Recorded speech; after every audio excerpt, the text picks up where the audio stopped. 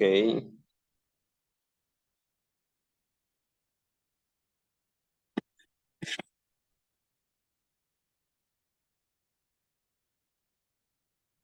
Bien, ¿me confirma por favor alguien que puede ver mi pantalla? Que pueden ver, visualizar la imagen que yo también estoy viendo. Confirmo. Sí se ve. Sí, Todo, sí, hermano, todo sí se perfecto. ve. Sí, lo vemos. Ok, estamos en Historia de la Iglesia Cristiana. Estamos justamente en el periodo general. Recuerde que el libro se divide por periodos generales y estamos en el periodo general llamado la Iglesia Perseguida. Eso es un periodo que abarca desde la muerte de Juan el Apóstol hasta el edicto de Constantino. Los dos capítulos que vamos a estudiar hoy, el 6 y el 7, no pretende el 7 continuar históricamente o de manera cronológica lo que el 6 nos narró, sino más bien se refiere a acontecimientos importantes dentro del tiempo narrado en el capítulo 6. El capítulo 7 más que todo va a hablar sobre el desarrollo del canon, el desarrollo de la doctrina de la iglesia en ese periodo y el desarrollo del liderazgo o el gobierno de la iglesia en ese periodo. ¿Cómo fue? Estamos hablando del mismo periodo tanto en el capítulo 6 como en el capítulo 7. Estamos refiriéndonos al mismo periodo desde el 100 hasta el 313 con el edicto de Constantino. Ya sabemos que estamos estudiando el libro tomado en el formato electrónico Historia de la Iglesia Cristiana por este autor Jesse Lehman Hurbold y la editorial Vida con la publicación Sondermann. El bosquejo de nuestro estudio, por lo menos la primera parte, que es el capítulo 6, está a como se presenta en la pantalla. La iglesia perseguida desde la muerte de Juan hasta el edicto de Constantino. Y tenemos dos subtítulos importantes dentro de este capítulo. Tenemos que el autor hace y ofrece un análisis de qué pudo haber causado la persecución contra los cristianos, contra la iglesia en este periodo de tiempo. Recordemos que este periodo de tiempo del 100 al 313 sería el siglo segundo, el siglo tercero e incluso inicio del siglo cuarto. Cuando hablamos de una fecha, por ejemplo, el 110, el 130, el 150, nos estamos refiriendo al segundo siglo de la era cristiana. Así que el edicto de Constantino en el 313 sería inicios del cuarto siglo. Pero la pregunta es, ¿por qué los emperadores romanos decidieron perseguir a la iglesia? ¿Por qué hubo esa persecución cuando en realidad la persecución de parte del Imperio Romano fue por parte de muchos emperadores buenos, hablando en el sentido como gobernantes? No fueron tantos de los emperadores que ya están catalogados políticamente como malos. Más bien fueron algunos muy buenos o muy éticos, incluso como Marco Aurelio. Vamos a ver qué causas desataron la persecución por parte del Imperio Romano contra la Iglesia cristiana en estos dos siglos. Y también vamos a ver históricamente cuáles fueron las épocas de persecución. Cuando hablamos de que hubo una persecución entre el año 100 al 313, no nos estamos refiriendo a una persecución constante. Fue una persecución intermitente. Fueron algunos de los emperadores que desataron la persecución y no siempre la persecución se refería a muerte. Algunas veces era simplemente molestar a los cristianos por sus principios, por sus convicciones, pero también pudo haber llegado a ser tan grave como morir en la hoguera, muerto por las fieras, devorado por las fieras o cosas así.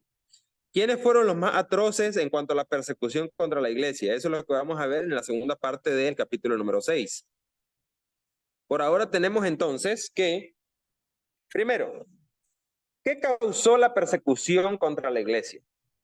El hecho más relevante en la historia de la iglesia en los siglos segundo y tercero fue la persecución que los emperadores romanos desplegaron contra los cristianos. Eso es evidente. Cuando usted lee los libros de historia del cristianismo, historia relacionada con esta época, se va a dar cuenta de la fuerte y terrible persecución que aunque no haya sido sostenida, que aunque no haya sido permanente, cuando de pronto sí vino, se podía surgir de manera espontánea, de manera repentina y podía llegar a ser tan atroz, tan fuerte, tan mala, tan fea. Aunque esta situación no fue continua, como ya decíamos, a menudo duraba varios años y propensa a que en cualquier momento estallara en formas terribles.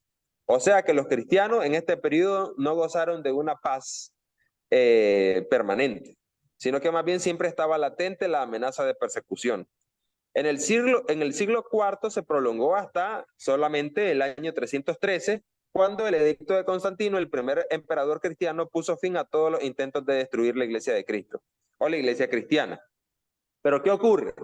El edicto de Constantino es muy importante estudiarlo y lo vamos a estudiar porque no solamente puso fin a las persecuciones anteriores, sino que también dejó un precedente para que hasta el fin del Imperio Romano la iglesia no continuó siendo perseguida.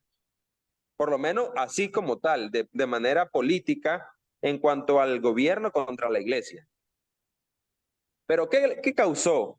¿Qué fueron las razones? ¿Cuáles fueron las razones por las cuales se desató esa persecución? Podríamos mencionar muchísimas. Lo más interesante es entender, si los cristianos eran gente que por lo mismo que tenían un carácter moral bueno, imitaban el carácter de Cristo, buscaban hacer las cosas bien. Cuando leemos, por ejemplo, la carta a los romanos, el apóstol Pablo instruye a la iglesia en Roma a que sean buenos ciudadanos, que ellos paguen sus impuestos, que ellos de manera civil sean ordenados, de manera cívica sean ordenados hacia su nación. Tenemos algunos principios, no solo en la carta a los romanos, sino en el Nuevo Testamento, que el cristiano no debería ser una persona antagonista a las leyes de su país, sino más bien debería ser alguien que obedece esas leyes, en tanto obviamente que esas leyes no contradicen la voluntad de Dios de manera directa. Entonces, la pregunta es, si el cristianismo no causaba el desorden que otras religiones sí causaban, ¿qué desató la persecución? ¿Cuáles fueron las principales causas? Primero, y esto es muy importante que lo podamos hacer notar, es que hay una gran diferencia entre el paganismo que se vivía en el mundo greco-romano y el cristianismo. ¿Cuál era esa diferencia? Bueno, pueden imaginarse ustedes que si el paganismo era una forma de vida, religiosamente hablando, politeísta, eso quiere decir que acogía cualquier forma y objeto de adoración. Las religiones paganas en el mundo greco-romano eran bien vistas porque esa era la cultura de ese mundo. Esa era la cultura y esa era la mentalidad, el politeísmo. Así que el paganismo abraza cualquier religión, mientras que el cristianismo las excluye y excluye cualquier forma de adoración. Tenemos un ejemplo aquí para hacer notar lo que estamos diciendo. Un emperador, no dice el libro cuál, pero en este periodo hubo un emperador que decidió colocar una estatua de Cristo en el Panteón. ¿Qué era el Panteón? Era un templo en Roma que todavía está en pie hasta el día de hoy, donde se adoraba a todos los dioses importantes de Roma. Y entonces hubo un emperador que quiso congraciarse con los cristianos, propuso a los cristianos que les erigiría una estatua de su Cristo. Pero ¿qué ocurrió? Obviamente los cristianos rechazaron la oferta con todo el desprecio. ¿Por qué? Porque no querían ver a la estatua de su Cristo, o ni siquiera tenían la idea de hacer a Cristo como una estatua. No querían ver, ni siquiera imaginar que había una estatua de su Cristo en relación o comparado con los otros dioses. No lo querían ver como uno más entre muchos dioses. Es por lo que decimos, el paganismo abrazaba cualquier religión, mientras que el cristianismo excluía este tipo de situación. Eso podría ser muy principalmente una de las causas por las cuales el cristianismo comienza a verse antagonista hacia la cultura pagana del mundo grecorromano. Una segunda y muy probablemente común causa de la persecución es que tenemos que recordar que había la adoración al emperador, lo que se llama en los libros que estudian el libro de Apocalipsis, el culto al emperador. El culto al emperador era sencillamente que en ciudades importantes, no en todas las ciudades del Imperio Grecorromano, pero en ciudades importantes como Esmirna, Éfeso, que eran ciudades muy importantes de sus regiones, se construía, cada una de esas ciudades tenía una estatua de la forma del emperador de turno. Y ante dicha estatua, los ciudadanos tenían que pasar simplemente ofreciendo incienso, como si esa estatua de ese emperador representase a algún dios. Los cristianos, obviamente, se negaban a rendir esta adoración.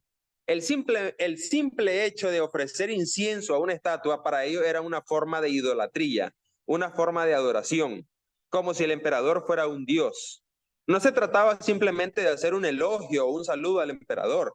Se trataba de que para ellos, en su convicción monoteísta, en su manera de pensar monoteísta, eso era como un tipo de culto, como un tipo de adoración. Así que al negarse a participar de este acto, los cristianos evidentemente quedaban al descubierto ante las leyes de su ciudad, ante los gobiernos de su ciudad. Era evidente quiénes eran cristianos y quiénes no, porque los cristianos eran los que no hacían esto, que todo mundo o el resto de los ciudadanos sí hacían. Eso los ponía en contra de los gobernantes que estaban obviamente dominados por el emperador romano. Esa era una causa muy común, esa era una de las principales causas por las cuales el cristianismo comenzó a ser perseguido también. Ese rehusarse a participar de este acto de adoración a la estatua del emperador. Una tercera causa, y esta es muy importante porque da luz no solamente a lo que estamos hablando ahora, sino a muchas otras cosas. Por ejemplo, en la carta de Apocalipsis, en el libro de Apocalipsis, la carta que se menciona en el capítulo 2, la carta a Esmirna, en la carta a Esmirna, el Señor Jesucristo, cuando se dirige a su iglesia en Esmirna, le manda a decir que ellos han sido muy esforzados, que conoce sus sufrimientos, que ellos son pobres aunque en realidad son ricos, y que conoce a los enemigos de ellos, que son unos que se dicen ser judíos, pero en realidad no lo son porque son sinagoga de Satanás. El contexto histórico del mensaje de esta carta de Apocalipsis evidentemente está vinculado, está relacionado con lo que vamos a decir ahora. Recordemos, de alguna manera se consideraba a la primera generación de cristianos relacionada con los judíos. Esto es algo que ya hemos mencionado, lo mencionamos cuando estudiamos el curso del libro de Hechos, lo mencionamos en la sesión anterior y es algo que vamos a seguir mencionando hasta que nos quede claro en la cabeza. El cristianismo no nace como algo independiente o disasociado el cristianismo no nace disasociado del judaísmo. Al contrario, el cristianismo viene a ser una extensión del judaísmo. Jesús era judío, los primeros discípulos eran judíos, los apóstoles eran judíos. La iglesia se inaugura el día de Pentecostés durante una fiesta judía. Quienes se bautizan masivamente el primer día para inaugurar la iglesia como tal en el periodo del Espíritu Santo son judíos. Así que la iglesia cristiana, por lo menos en su primera generación, los primeros años, está fuertemente vinculada y relacionada por las autoridades de las ciudades con el judaísmo. Pero a los judíos, después del año 70, cuando ocurrió la caída de Jerusalén, ya no les gustó esa relación de los cristianos con ellos. Y de hecho, fuera de Jerusalén, en el mundo greco-romano, en las ciudades importantes, como el ejemplo que acaba de mencionar de Esmirna, allá en el Asia Menor, lo que se menciona en la carta, en el libro de Apocalipsis, lo que tenemos es que los judíos entregaron a los cristianos ante las autoridades. ¿Qué es lo que ocurre? El judaísmo era una religión legal, permitida. De hecho, era la única religión del Estado permitida monoteísta dentro de la cultura grecorromana. Era la única religión permitida. Cuando el cristianismo surge, su primera generación, tienen esa prerrogativa. Al estar vinculados con el judaísmo, entonces el gobierno no los persigue a ellos como una religión aparte, porque con los judíos son muy tolerantes. Hay acuerdo con los judíos que viven fuera de Jerusalén respecto a su forma de culto, su religión, su estilo de vida. Recuerden que el judaísmo no solo es una religión, es un estilo de vida. Tienen muchas prerrogativas los judíos como tales en el mundo grecorromano. Así que los cristianos que surgen de las sinagogas de los judíos van a tener esas prerrogativas por un tiempo. Pero luego van a ser los judíos mismos los que van a entregar a los cristianos ante las autoridades diciéndoles, estos no tienen nada que ver con nosotros. Por favor, hagan lo que tengan que hacer con ellos porque no tienen nada que ver con nosotros. Esa aparente relación que hubo al inicio, obviamente, le permitió a la iglesia, preservó a la iglesia de persecución por un poco tiempo.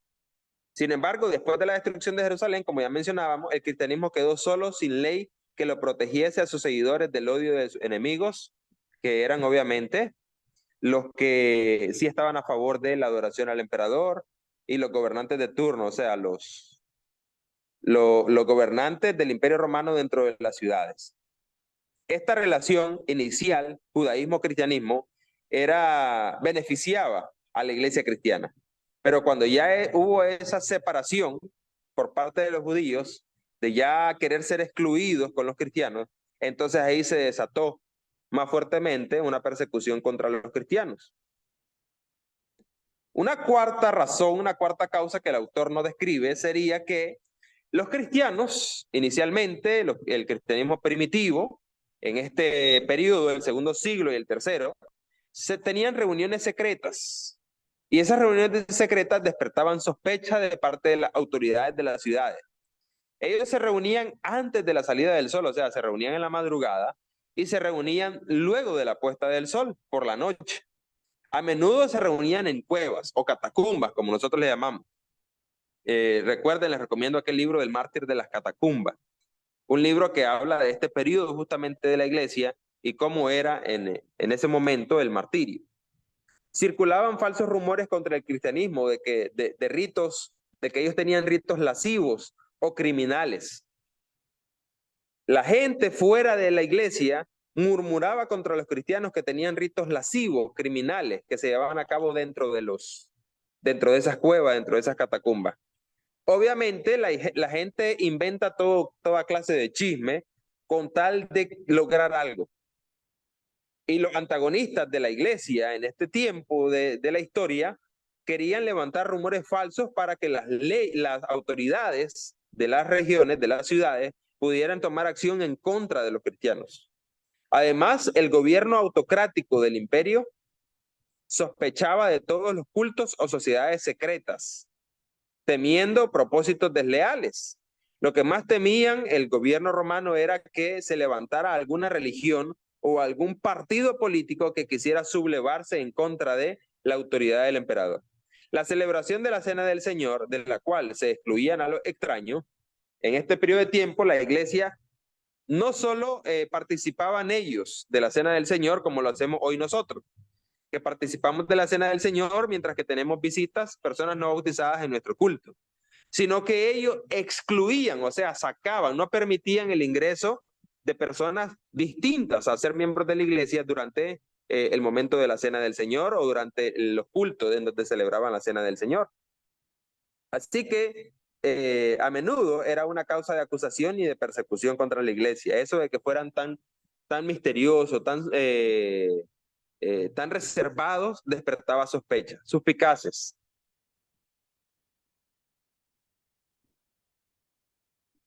Y aquí viene otra cosa también que tiene que ver con el contexto social, de la cultura grecorromana. Recordemos un poquito, no lo que dice acá, pero recordemos un poco el contexto social de la cultura grecorromana en este periodo de tiempo, desde el siglo I, era que habían dos tipos de ciudadanos. Les voy a recordar esto. Habían dos tipos de ciudadanos en la cultura grecorromana. Estaban los ciudadanos libres y estaban los esclavos. Esas eran las dos divisiones generales. O sos libre o sos esclavo. ¿Eres libre o eres esclavo? Dentro de los libres, obviamente habían diferentes niveles, clases sociales. Estaba la élite, que era por lo general los que tenían la hegemonía del poder. Estaban por así decirlo, los comerciantes, empresarios. Y habían los subestratos, obviamente, dependiendo de sus capacidades, su poder adquisitivo, sus posesiones. Entonces, en esa diferencia, en ese mundo, en esa cultura y en esa sociedad, los diferentes niveles de clases sociales estaban bien marcados. Ante esto, y teniendo esto en mente, consideremos que el cristianismo no hacía distinción entre los hombres. ¿A qué nos referimos con esto?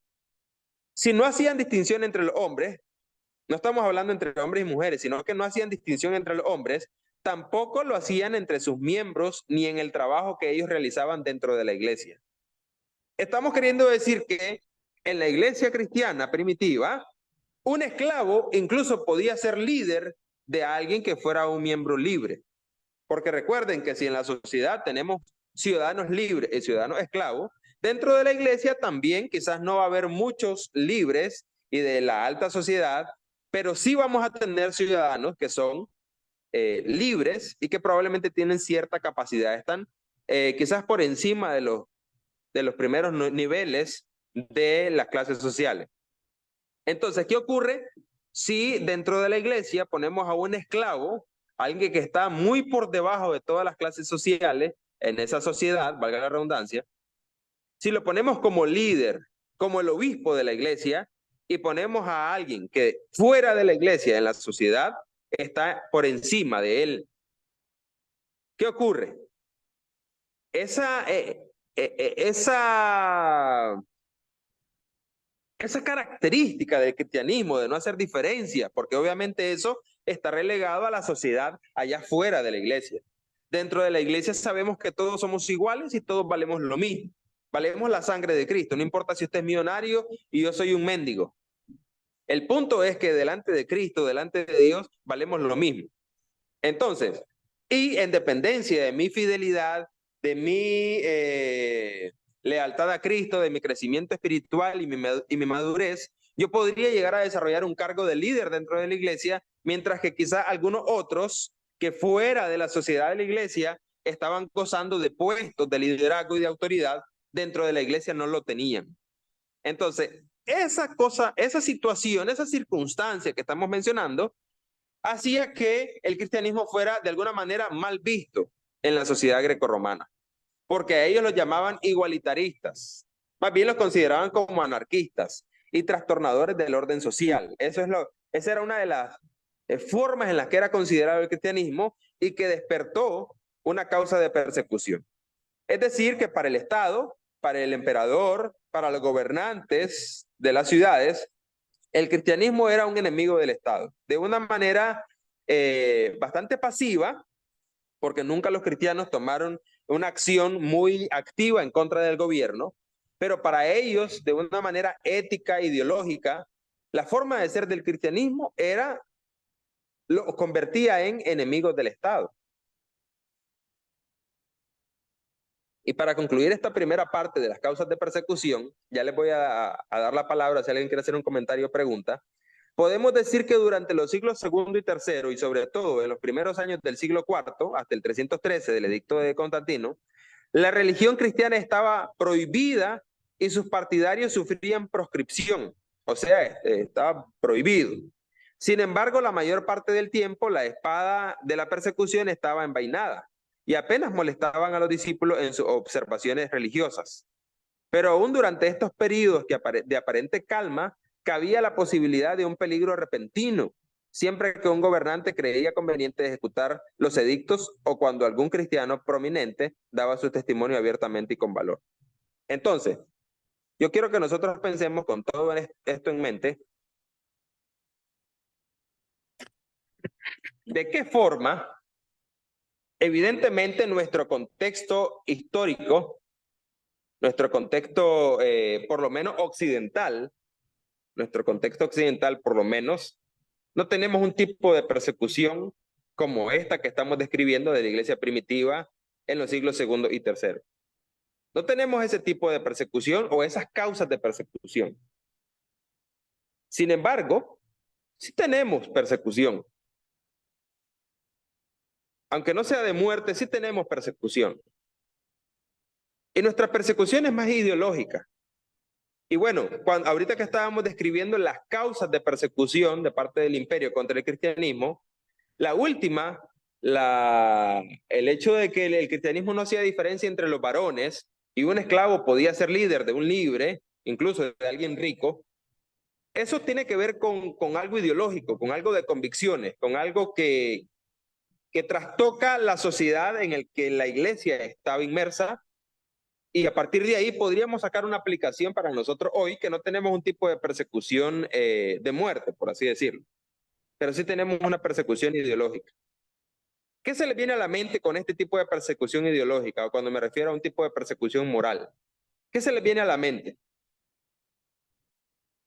¿Qué tipo de persecución moral o ideológica estamos sufriendo nosotros hoy como Iglesia del Señor en el siglo XXI? Que aunque hay libertad de culto, aunque hay libertad de expresión religiosa, sí somos perseguidos, no podemos negar ese hecho. Somos perseguidos. Y no de una manera tan pasiva, somos perseguidos fuertemente. Y el cristiano que no esté alerta y que no esté consciente de esta persecución a la que estoy queriendo referirme, pero estoy dejando que ustedes las mencionen, es un cristiano que está propenso a ser devorado por esa persecución. ¿Quién quisiera comentar algo al respecto de qué tipo de persecución moral o ideológica estamos sufriendo hoy como Iglesia del Señor? Hermano, yo le puedo comentar al respecto. En la universidad donde yo trabajo es prohibido hablar de Cristo Jesús. ¿Qué le parece? Es decir, los cristianos somos vistos como patriarcales, somos vistos como contrarios al progresismo social, intolerantes de la fluidez de género. Hay un tema que se conoce como fluidez de género ahora, o sea que ya no es políticamente correcto decir que existe hombre y que existe mujer. Ahora hay que decir que existen otras posiciones de género que no son solamente hombre y mujer, y por eso se nos llama binarios a nosotros. El solo hecho que nos pongan la etiqueta de binarios, porque creemos que Dios hizo al hombre y los creó varón y mujer a su semejanza, eso para ellos les cae horriblemente mal. O sea, nosotros no somos favoritos, somos odiados por toda esta gente progresista social. Y en Costa Rica ese contexto está muy marcado, especialmente el contexto que el hermano menciona, la universidad, se puede imaginar usted. O sea, los centros educativos son los centros de mayor influencia. Y si en los centros educativos esa es la norma, esa es la ideología, entonces evidentemente la sociedad está siendo fuertemente bombardeada con esa forma de pensar. Y bueno, yo creo que evidentemente nosotros... Hermano. Sí, hermano.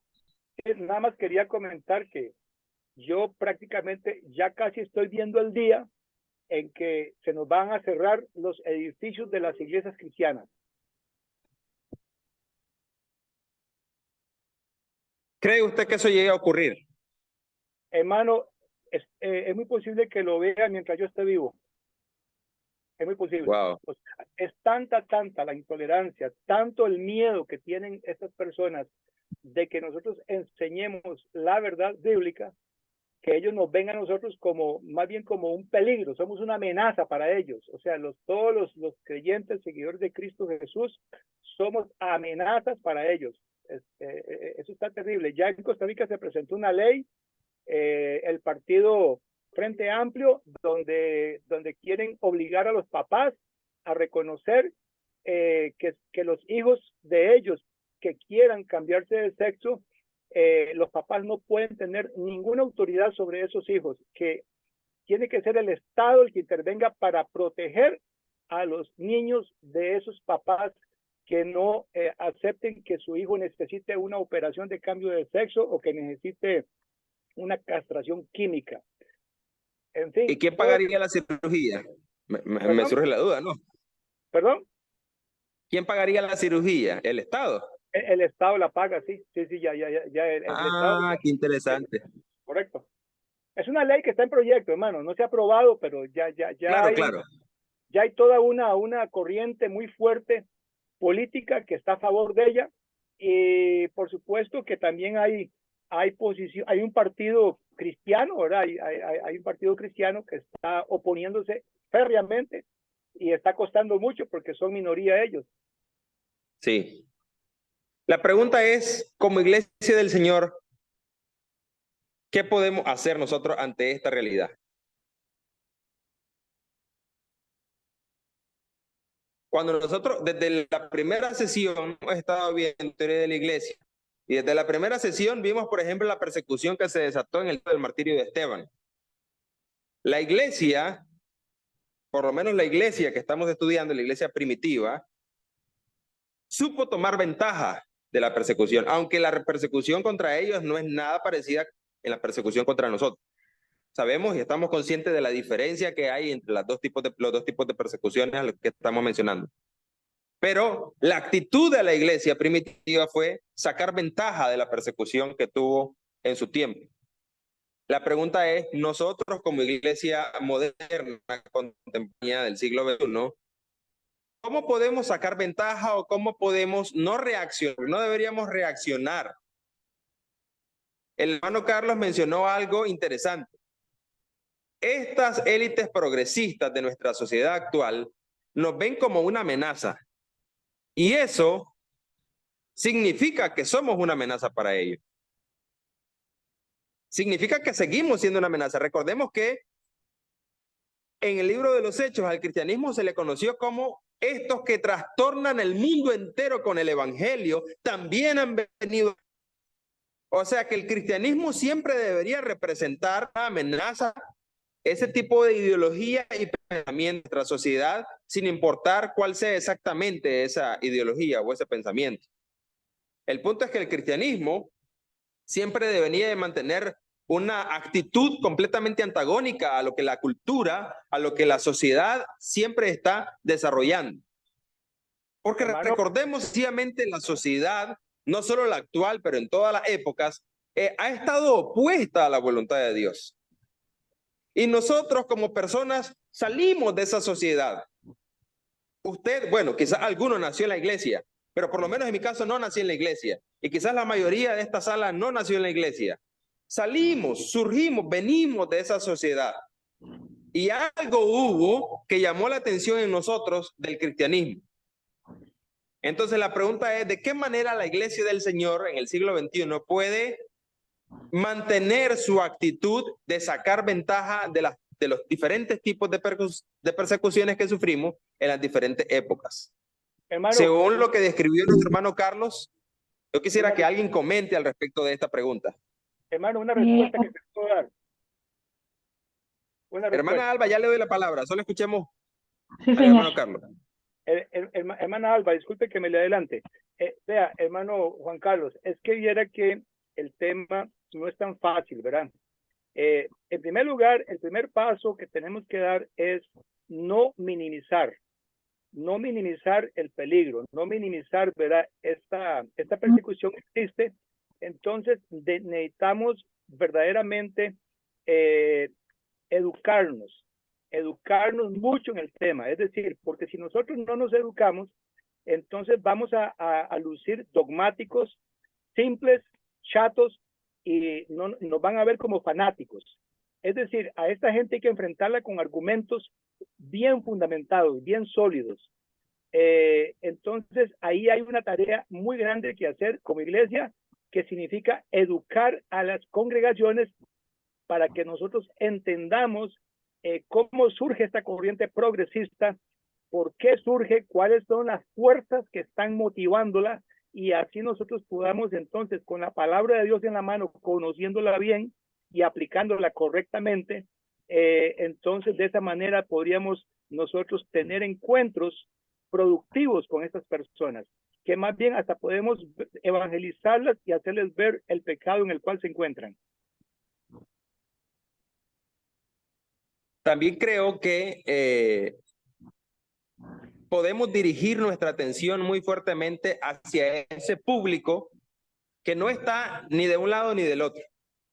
Definitivamente estas corrientes progresistas, bueno, en algunas sociedades, en algunos países representan quizás la mayoría y en otros la minoría, pero de que son una realidad en todos los lugares, ahora eso es cierto.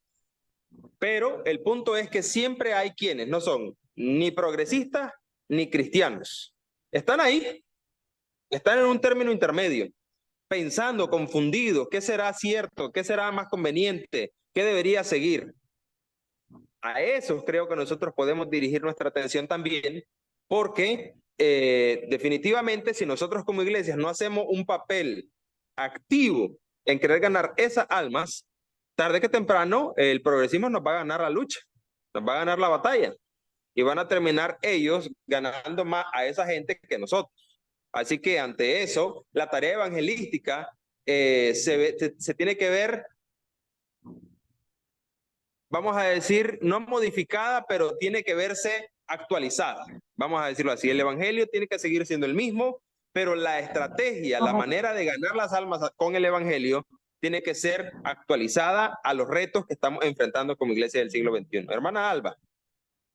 Bueno, para hacer un comentario, hermano, añadiendo lo que nuestro hermano Carlos estaba comentando.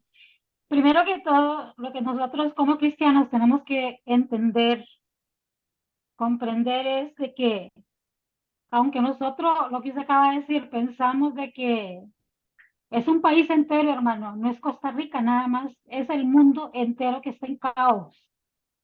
Si vemos nosotros, ¿verdad? Está en caos. Por lo que don Carlos, la situación que don Carlos se acaba de dirigir, lo que se está dando aquí en Costa Rica y en el mundo entero, usted ve las redes sociales, ve todo, vemos perversidades. Esto no es solamente ese punto. El punto que nosotros como hijos de Dios, como conocedores de la palabra del Señor, tenemos que entender que a pesar de lo que está pasando en un mundo entero, esto ya era sabido. Nosotros los que conocemos la palabra, los que tenemos la luz de Dios, ¿verdad?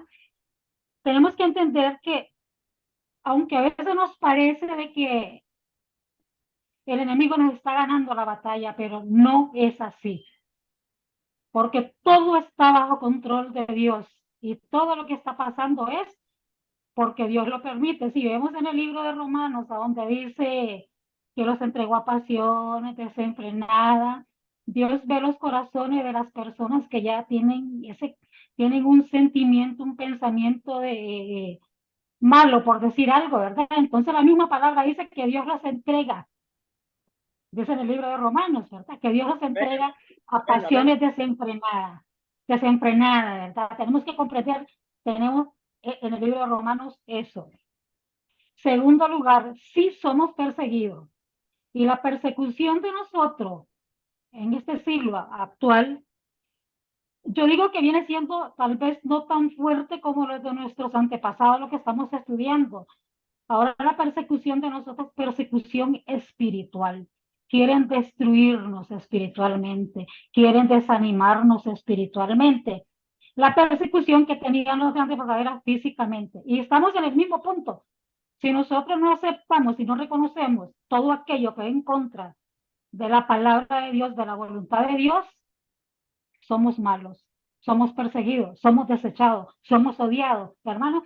Entonces yo digo que viene siendo algo similar a nuestros de los antepasados. Si no adoraban al rey, los mataban.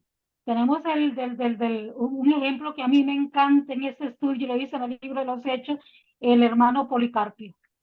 Si ustedes leen la historia de Policarpio, ¿verdad? Qué historia más linda que tiene. Ese era mi comentario, hermano.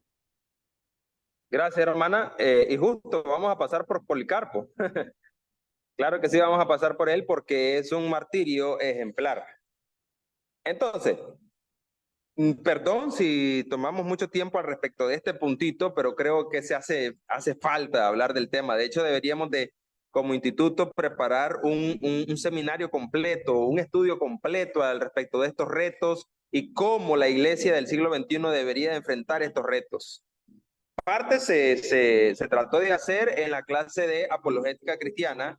Sin embargo, creo que estamos todavía crudos en el conocimiento y en la adquisición de herramientas que nos ayudan a enfrentar nuestros retos con valentía. Pero justamente notar que hubo cristianos antes que nosotros que también sufrieron persecución y en el caso de ellos directamente de muerte. Y aún así, a pesar de que les costaba la vida, el cristianismo continuó con valentía y entre más se intensificaba la persecución, mayor era el valor que se despertaba en las masas cristianas para continuar su lealtad a Cristo. Lo que podemos decir en la segunda parte del primer capítulo 6, del capítulo 6, es que la época de persecuciones fueron las siguientes. Desde el año 110 hasta el 313, la iglesia estuvo sujeta a una serie sistemática e implacable de intentos gubernamentales puestos en práctica a través de todo el imperio para aplastar la fe siempre creciente. O sea, en números siempre estaban creciendo la iglesia. Desde el reinado de Trajano al de Antonio Pío, o sea, del 96 al 161, el cristianismo no se reconoció, aunque tampoco se persiguió severamente. Bajo los emperadores Nerva, Trajano, Adriano y Antonio Pío, quienes con Marco Aurelio se les conoció como los 5 buenos emperadores, no se podía arrestar a ningún cristiano sin una querella definida y comprobada. El espíritu de la época era más bien pasar por alto la religión cristiana, como quien dice, solo ignorarlos.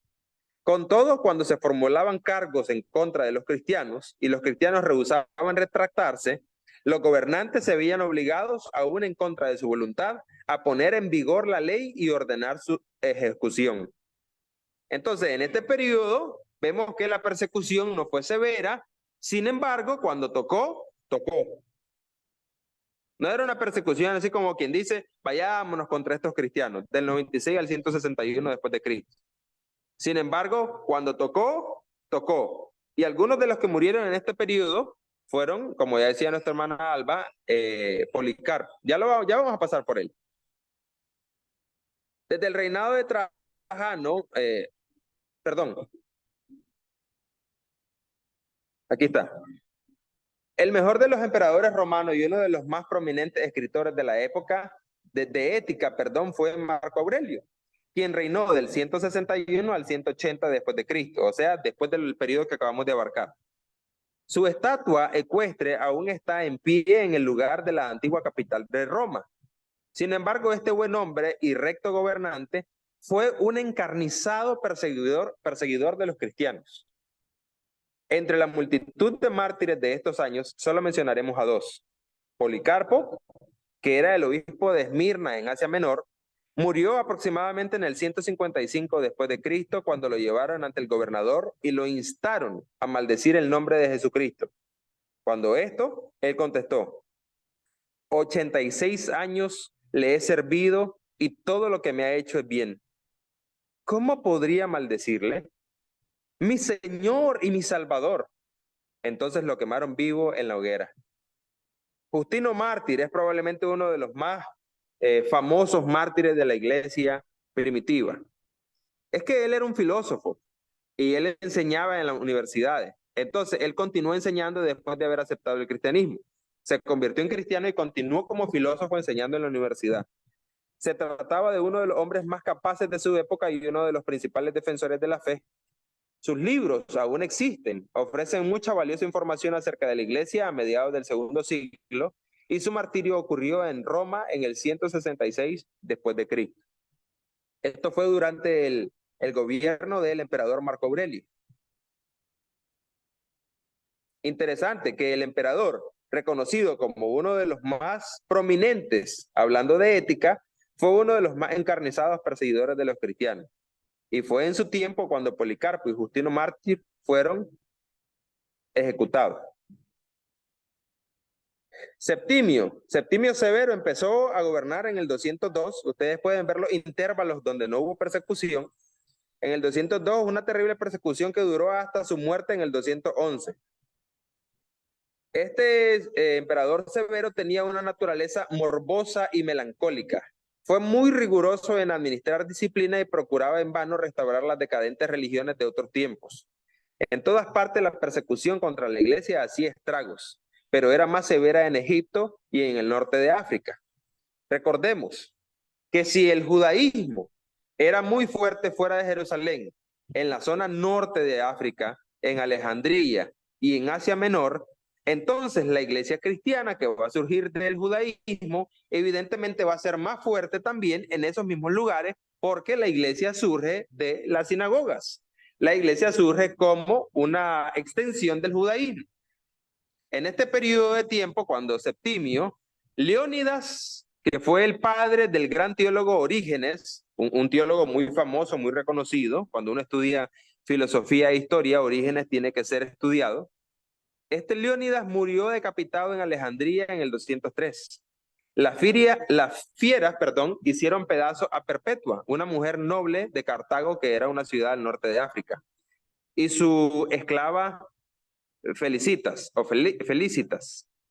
Tan cruel era el espíritu del emperador Septimio Severo que muchos escritores cristianos lo consideraron el anticristo. Recuerden que la figura del anticristo la tenemos presente desde el libro desde la carta a los tesalonicenses y pasando por el libro de Apocalipsis, y La expectativa era que el anticristo iba a ser un personaje específico, pero la realidad es que la palabra anticristo es un adjetivo que cabe en aquella persona que se opone a Cristo y a su iglesia.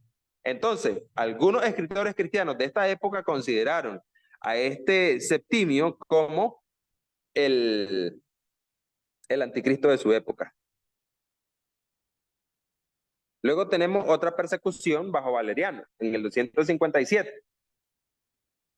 En este tiempo murió el célebre Cipriano, no Cipriano de Valera, que ni siquiera existía, sino Cipriano, obispo de Cartago y uno de los grandes escritores y líderes de la iglesia en ese periodo, así como el obispo Romano VI. En este tiempo, bajo Valeriano, la persecución de él en el siglo III ya, Cipriano y Sexto fueron los principales mártires.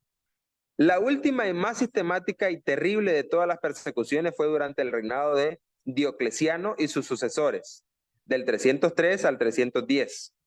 En una serie de edictos se ordenó, primero, quemar cada ejemplar de la Biblia, porque para este periodo ya tenemos más o menos el canon del Nuevo Testamento formado, o por lo menos ya circulan prototipos del canon. Ya vamos a ver lo del canon. Luego, derribaban iglesias levantadas por todo el imperio que fueron antes de esta última persecución hubo un periodo de medio siglo de relativa calma y paz para los cristianos. Así que se construyeron edificios, se hicieron algunas cosas y esas cosas fueron puestas en el edicto para ser derribadas. Quitar la ciudadanía a quienes no renunciasen a su religión cristiana y también dejarlos sin la protección de la ley. En algunos lugares reunían a los cristianos en sus templos y los incendiaban de una manera dolorosa, vergonzosa, sufriente. Pero ya estamos a punto entonces de encontrarnos con el edicto de Constantino. Constantino era el hijo de Constancio, como coemperador y quien para ese tiempo no profesaba ser cristiano, expidió su memorable edicto de tolerancia en el 313 después de Cristo. Por esta ley se aprobó el cristianismo, su adoración se legalizó y toda persecución cesó para no volverse a renovar mientras duró el Imperio Romano. Entonces decíamos, tenemos que recordar este personaje y esta fecha, Constantino 313 después de Cristo. Su edicto ayuda a que las persecuciones que ocurrieron antes de él cesen y también marca un precedente para que no se levante una nueva persecución en contra de la iglesia cristiana. ¿Por qué? Porque él legalmente oficializa el cristianismo como una religión dentro del Estado romano. Así que esa oficialización del cristianismo hace que el cristianismo venga a gozar de muchas prerrogativas, privilegios, derechos y ya no ser obviamente perseguido por las autoridades romanas. En una siguiente sesión veremos las consecuencias de ese beneficio, que aunque obviamente por la vida, por tanto martirio, por tanta sangre que ya había corrido, para su tiempo el edicto de Constantino fue un gran beneficio para la iglesia. Sin embargo, a largo plazo, según el historiador que usted estudie, se viene a convertir en algo que más bien representa no una amenaza, pero algo que más bien relanteriza el crecimiento del cristianismo. Algo que más bien va a obstaculizar que el cristianismo continúe creciendo. Porque hasta ahora, hasta antes del edicto de Constantino, algo que ha causado un crecimiento en la iglesia es justamente la persecución. O como lo diría el gran Justino Mártir, la sangre de los mártires fue la semilla para que el evangelio se diseminara con mayor poder. La sangre de los hermanos que morían era como una ofrenda que inspiraba, influenciaba a los cristianos que quedaban vivos para continuar siendo leales a Cristo y todavía para diseminar más fuertemente y con más valor su fe. Pero si entonces Constantino va a promulgar un edicto que va a permitir que ya la iglesia no sea perseguida y goce de paz relativa, entonces lo que va a traer a largo plazo ese edicto es comodidad a la iglesia. Y esa comodidad se traduce en falta de crecimiento. Pero no corresponde hablar de eso justamente ahora. Ahora vamos a tener una pausa de 5 minutos para que podamos, yo pueda tomar agua, pueda descansar la garganta 5 minutos y regresamos al capítulo 7, que sería una continuación de este mismo periodo, no una continuación histórica, sino que vamos a continuar hablando del mismo periodo, pero ahora desde el aspecto de la formación del canon en este periodo del siglo II y III, el desarrollo de la organización, o sea, el gobierno de la iglesia, y cómo era la doctrina, cómo se formó la doctrina de la iglesia en este periodo de tiempo. Juan Carlos. Hermano. Juan Carlos. Sí, hermano. Nada más que recuerden que a la 1 ya tenemos que ir terminando. Sí. Sí, estamos a las 12, estamos a mitad de tiempo, solo son 2 capítulos, ya abarcamos uno, en 1 hora abarcamos el otro. Perfecto. 5 minutos y regresamos. En este tiempo, el hermano que toma lista puede preguntar a los participantes, a los que están conectados, si hay alguna duda respecto a algún nombre, a alguien que necesitemos tenerlo con nombre y apellido. Yo apago mi cámara y mi micrófono para una pausa de 5 minutos, por favor.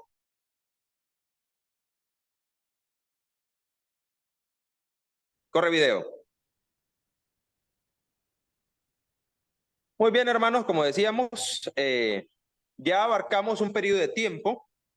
Históricamente hablando, abarcamos desde la muerte de Juan el apóstol, que es finales del siglo I, inicio del segundo, hasta el periodo del edicto de Constantino, el edicto del coemperador Constantino en el 313. Así que abarcamos 2 siglos completos y el inicio del 4º siglo. Lo abarcamos como tal, históricamente hablando, de una manera cronológica. ¿Qué iba ocurriendo? ¿Qué causó la persecución?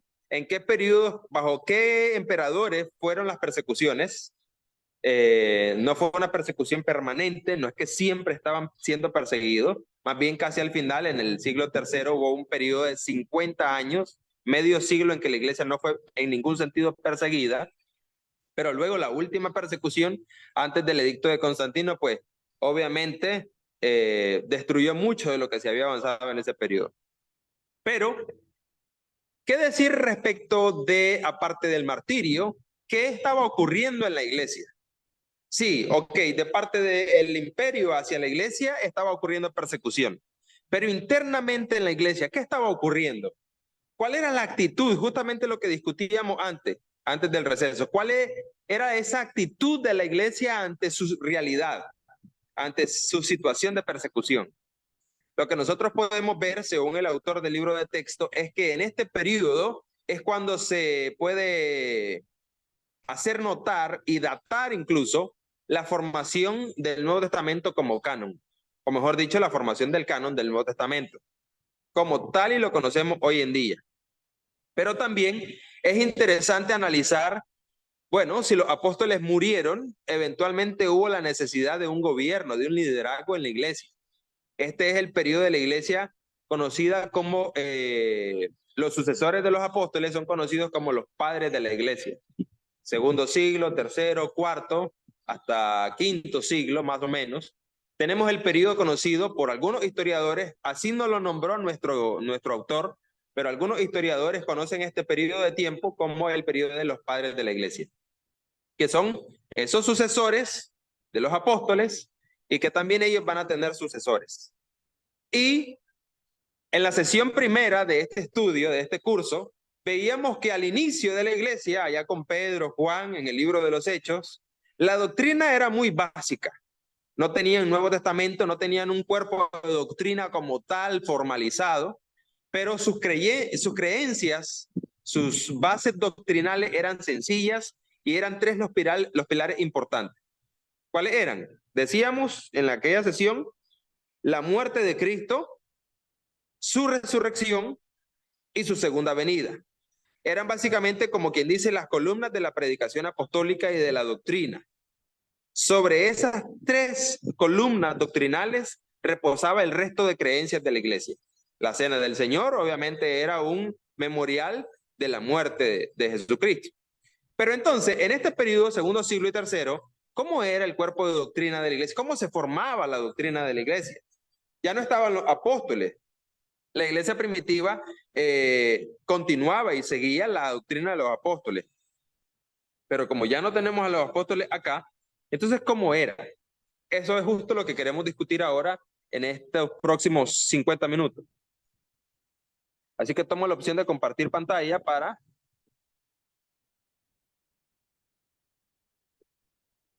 según la descripción del autor, que nosotros podamos ver, entonces, qué ocurrió o cómo se formó el canon del Nuevo Testamento. Me parece que el autor no es muy profundo respecto de este tema, de la formación del canon del Nuevo Testamento, y es evidente, es obvio que él no va a ser profundo porque no es un libro específico sobre la formación del canon, es un libro de historia del crecimiento de la iglesia. Pero tiene evidentemente que mencionar el tema, solo que no lo va a hacer a profundidad. Si usted quiere profundizar en este tema, puede consultar buenos libros. Hay buenos libros dentro de autores de la Iglesia de Cristo como fuera. De hecho, en este programa de estudios bíblicos internacionales ya hemos estudiado la formación del canon, tanto del Antiguo como del Nuevo Testamento, al inicio del programa, al inicio de los 3 años. Pero usted puede indagar y podemos compartir material en el chat de Evi respecto de la formación del canon del Nuevo Testamento, que es un tema exquisito para aquellos quienes se preguntan, bueno, ¿será que los libros que yo tengo en el Nuevo Testamento ahora son los únicos que se escribieron?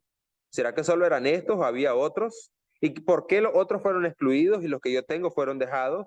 ¿Cuáles fueron los criterios de inspiración o los criterios de canonicidad? Todos esos aspectos usted los puede profundizar en un material, pero por ahora vamos a mencionar que un hecho importante en este periodo de tiempo, segundo y tercer siglo, es la formación del canon. También tenemos el desarrollo de la organización eclesiástica y el desarrollo de la doctrina. En cuanto a la formación del canon del Nuevo Testamento, dice, ya hemos visto que los escritos del Nuevo Testamento se terminaron poco después del principio del segundo siglo. O sea, como tal, la producción literaria de los apóstoles. Bueno, algunos de los escritores del Nuevo Testamento no son apóstoles, como el Evangelio de Marcos, fue escrito por Marcos, quien no era apóstol. Lucas no era apóstol. Y así sucesivamente tenemos algunos escritos del Nuevo Testamento de algunos que no son apóstoles, pero son evidentemente personajes importantes dentro de la historia de la iglesia, por lo menos temprana, la iglesia del primer siglo. Si esos escritos van a terminar quizás en el inicio del segundo siglo, el establecimiento de estos libros y solo de estos, o sea, así como lo conocemos hoy en día, como el canon o regla de fe con autoridad divina, no fue inmediato. No es que, bueno, ya terminaron de escribir el libro de Apocalipsis, ahora juntémoslos todos, compilemos el Nuevo Testamento. Más bien, al inicio, ni siquiera se pensó en la necesidad de la compilación del Nuevo Testamento o la compilación de los libros que estaban escritos, las cartas paulinas, las cartas universales. Ni siquiera se pensó en la necesidad de compilarlos como un canon, como una regla de fe. La necesidad de la compilación del canon fue circunstancial, de acuerdo a los retos, de acuerdo a las amenazas que la iglesia se le presentaban en el periodo de tiempo, segundo y tercer siglo. Eso hizo necesaria la formación del canon. No todos estos libros se aceptaban en todas partes como escrituras inspiradas. No crean ustedes que solo porque Pablo había escrito la carta a los romanos, ya entonces en todas partes era aceptada como inspirada. Algunos de esos libros, de los que nosotros tenemos en el Nuevo Testamento, especialmente Hebreo, Santiago, Segunda de Pedro y Apocalipsis, lo aceptaron en la zona oriental del cristianismo. Cuando decimos la zona oriental, nos referimos a Palestina, o sea, Jerusalén, Alejandría, el norte de África, Antioquía, que es de donde sale el primer viaje misionero, Antioquía de Siria, pero más en el occidente, cuando estamos hablando ya de Asia Menor, las iglesias en Éfeso, Esmirna, Pérgamo, Teatira, esas que se mencionan en el Apocalipsis, la iglesia en Roma, ya eso es occidente. Entonces, por ejemplo, el libro de Hebreos, Santiago, Segunda de Pedro, Apocalipsis son aceptados en Oriente, pero muchos años los rechazaron en Occidente. Por otros libros que consideran parte de la Biblia, o sea, que no los tenemos en nuestro canon, también se aceptaban y se leían en el Oriente. O sea, ahí mismo donde aceptaban los que en Occidente rechazaban, también ellos aceptaban otros. ¿Como cuáles? Había un libro llamado El Pastor de Hermas, la Epístola de Bernabé, la Enseñanza de los 12 Apóstoles o la Didaché, si alguien ha escuchado ese término, y el libro del Apocalipsis de Pedro. Gradual y lentamente los libros del Nuevo Testamento, como hoy los tenemos, alcanzaron la prominencia de escritura inspirada y los demás libros poco a poco perdieron vigencia en las iglesias. Los concilios que se celebraron de tiempo en tiempo no escogieron los libros para formar el canon. Más bien lo que los concilios hicieron fue ratificar la elección ya hecha por las iglesias. En otras palabras, a los concilios no se vino a discutir cuáles libros son inspirados o no, sino que la iglesia, de acuerdo a sus necesidades, de acuerdo a su contexto, ellos ya daban por sentado. Por ejemplo, para la iglesia en Corinto era altamente aceptada, evidentemente eso era así, era altamente aceptada no solo la carta del apóstol, no solo la carta de Pablo a los Corintios, sino también las cartas del apóstol Pablo. ¿Por qué? Porque aunque inicialmente hubo grupos divisorios en la iglesia de Corinto, pero Pablo era una figura de autoridad porque Pablo fundó la iglesia en Corinto. Entonces, las iglesias, especialmente las más prominentes, las que estaban en las ciudades donde había más cristianismo, como Antioquía, Alejandría, el norte de África. Cuando decimos el norte de África nos referimos a una ciudad importante como Cartago, no Cartago de Costa Rica, sino Cartago, norte de África. Entonces lo que ocurre es sencillamente que en esas ciudades se va a desarrollar el cristianismo más fuertemente y va a haber una ligera discusión de qué libros están o no están inspirados. Pero esa discusión la va a calmar, la va a apaciguar la elección que las iglesias ya han hecho. O sea, las iglesias han decidido adoptar estas cartas. Por ejemplo, la iglesia alguna de las iglesias que recibió una carta de Pablo, también iba a aceptar las otras cartas de Pablo, porque consideraban que Pablo era inspirado como apóstol. Pero era evidente que si no tenemos un autor específico de la carta a los hebreos, entonces pues nos va a ocurrir eso, que se va a dudar de la inspiración de la carta como tal.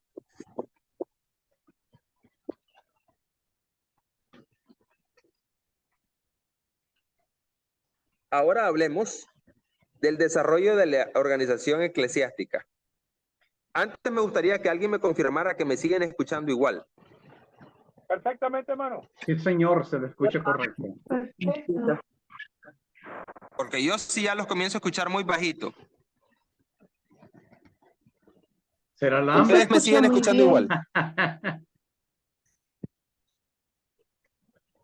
Hermano, se le escucha perfectamente, Juan Carlos. Continúo entonces. Es que yo sí ya los escucho muy bajito. Pero no importa cómo lo escuché yo por ahora, sino cómo me escuchan ustedes a mí.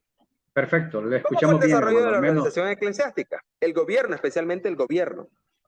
Mientras vivieron los primeros apóstoles, obviamente el respeto general hacia ellos como elegidos de Cristo, fundadores de la iglesia y hombres dotados de inspiración divina, los convertían en los indiscutibles líderes y gobernantes de la iglesia hasta donde era necesario el gobierno.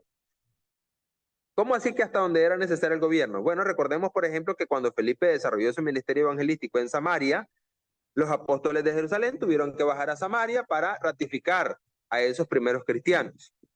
Entonces, los apóstoles estaban en Jerusalén, pero evidentemente eran los apóstoles y se hacía necesario que en Samaria su autoridad fuese presente.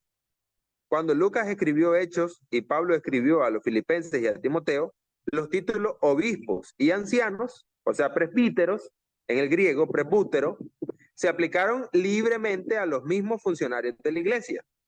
Lo que estamos diciendo es que cuando se escriben las cartas, primera Timoteo, Tito, cuando Lucas escribe Hechos y habla de los ancianos de la iglesia en Éfeso, por ejemplo, el término presbítero, anciano, obispo, son sinónimos. Sin embargo, 60 años después, alrededor del 125 después de Cristo, encontramos que los obispos estaban por doquier gobernando la iglesia. Cada uno mandaba en su propia diócesis con presbíteros y diáconos bajo su autoridad. ¿Qué es lo que estamos queriendo decir? que bueno, cuando se escribe el Nuevo Testamento, el libro de los Hechos, las cartas de Pablo a Timoteo y a Tito, obispo, anciano, presbítero son sinónimos. Pero ya en el siglo segundo, en el 125 aproximadamente, encontramos que ya la palabra obispo es un cargo. Y es un cargo tal cual como lo conocemos hoy en día en el mundo religioso católico, que el obispo es como quien dice el líder de una región de iglesia y tiene a su cargo a presbíteros y diáconos. Entonces, en el segundo siglo, la palabra obispo obtuvo una connotación y más bien se refería al cargo de un hombre que estaba como supervisor de una región de iglesias y él era el líder o estaba por encima de presbíteros y diáconos. Esta situación es interesante porque podemos ver cómo apenas de un siglo a otro, es más, solo 60 años después aproximadamente, notamos que una palabra obtuvo una connotación muy distinta que la que originalmente quiso tener. Y eso también va a marcar de alguna manera el tipo de liderazgo piramidal de esa iglesia o de la organización de la iglesia allá en el siglo segundo y más adelante luego también en el siglo tercero. Perdón. El crecimiento y el alcance que tuvo la iglesia hizo necesaria obviamente la organización y la disciplina. Mientras las iglesias se limitaban a las regiones donde podían recibir visitas ocasionales de los apóstoles, pocas autoridades hacían falta. Sin embargo, cuando la iglesia llegó a ser tan vasta, lo que estamos queriendo decir es que al inicio del cristianismo, en el primer siglo, obviamente, la iglesia estaba recluida o estaba todavía, a pesar de que se expandió con la persecución de Esteban, todavía abarcaba una región territorial muy pequeña. Incluso con la expansión del evangelio de parte del apóstol Pablo, podemos notar regiones específicas como el Asia Menor, la región de Galacia, Macedonia, que son lugares, incluso que aunque nos parezcan grandes, territorialmente hablando, todavía en relación al crecimiento que va a experimentar la iglesia en el siglo segundo y tercero, sigue siendo breve, sigue siendo poco. ¿Qué es lo que estamos queriendo decir entonces? Que cuando ya la iglesia se va expandiendo aún más por todo el imperio y cuando ya la iglesia no representa a la minoría, sino una buena cantidad de los ciudadanos, entonces lo que ocurre, obviamente, dice incluso que va llegando incluso a Partia, las fronteras con India, abarcando muchos países y razas. Entonces, esa misma expansión surte la necesidad de comprender que un líder pueda gobernar diferentes secciones o pueda liderar diferentes regiones. Como quien dice, no, si solo dejamos líderes locales en cada iglesia, cuando nos queramos reunir en un concilio, piensan ellos, vamos a tener que reunir a cientos de hombres. Entonces, ese hecho de que la iglesia se reunía por concilios para obviamente hacer un análisis de cómo enfrentar los retos que la iglesia estaba sufriendo. Entonces lo que ocurre es, para simplificar la cosa, en lugar de tener que reunir a cientos de líderes, a todos los líderes de cada iglesia local, asignemos líderes por región. Y esas regiones estaban obviamente determinadas según la cantidad de iglesias que habían. Y así ya cuando iban al concilio, en lugar de tener que reunir a cientos, quizás reunían sí a una buena cantidad, quizás reunían a docenas, pero ya no a cientos. Y así fue como la palabra obispo fue tomando notariedad en cuanto a que el obispo era alguien que gobernaba una región de iglesia. La persecución, que era un peligro común, unificó a las iglesias y ejerció su influencia hacia la unión y el gobierno. Cuando en cualquier tiempo los poderes del Estado se alienaban en contra de la iglesia, se comprendía la necesidad de una dirección eficiente, o sea, de liderazgo. Surgían los líderes para la ocasión. Como quien dice, tenemos que defendernos ante el gobierno, tenemos que defendernos ante el Estado. ¿Quién nos puede ayudar en esta defensa? Entonces así surgían líderes, como los que mencionamos que, ¿por qué creen ustedes que Policarpo Justino Mártir y todos los que mencionamos sufrieron el martirio? Bueno, porque ellos fueron los que salieron a poner la cara en esos momentos de persecución. Decíamos que la persecución no siempre significaba muerte, pero para ellos sí lo significó. ¿Por qué? Porque eran los que representaban a la iglesia ante esta amenaza del Estado. De modo que la necesidad que duró 7 generaciones hizo que la forma de gobierno fuese permanente. En otras palabras, lo que surgió de una manera circunstancial, luego se convirtió en la norma. Y ahora hablemos brevemente, o ya como quien dice, para ir finalizando, hablemos de el desarrollo de la doctrina o la necesidad de doctrina en este periodo de la iglesia, segundo y tercer siglo. Otra característica distintiva de este periodo fue el desarrollo de la doctrina. En la época apostólica, la fe era del corazón. Eso es evidente cuando leemos el libro de los Hechos. Y la sencillez de esa doctrina también es evidente. Esa fe del corazón significaba una rendición personal de la voluntad hacia Cristo como Rey y Señor. Así de sencillo. En otras palabras, cualquiera, sea noble o sea sencillo, humilde, de un estrato social, cualquiera que quería ser cristiano, su reto era poder entregar o rendirse personalmente hacia la voluntad de Cristo y aceptarlo como Rey y Señor. Así de simple era la cosa. Una vida, o sea, eso significaba una vida de acuerdo con el ejemplo de Cristo, debido a que el Espíritu moraba internamente en el creyente. Sin embargo, en el periodo que estamos estudiando en este momento, o sea, siglo segundo y tercero, la fe poco a poco llegó a ser mental, o mejor dicho, racional. Una fe del intelecto, ya con personajes como Justino Mártir, que decíamos que era un filósofo, más adelante Orígenes, y esos personajes intelectuales le fueron dando un carácter intelectual a la fe. O sea, porque evidentemente, y como mencionó el hermano Carlos Ulate, dependiendo de la circunstancia que amenaza a la iglesia, la fe va a ser una fe sencillamente de rendición, de voluntad, o va a ser una fe intelectual. Y yo no considero que la una sea opuesta a la otra. Creo sí que debemos de amar al Señor con nuestro corazón como con nuestra mente. El problema es que muchas veces hay cristianos que solo aman al Señor con su corazón, y eso no está mal, pero el problema es que se vuelven fanáticos, irracionales, o no fundamentan su fe en bases fuertes. Y por eso, cuando esa fe es flanqueada, cuando esa fe es amenazada por los bombardeos de nuestra sociedad actual, fácilmente esa fe se quiebra.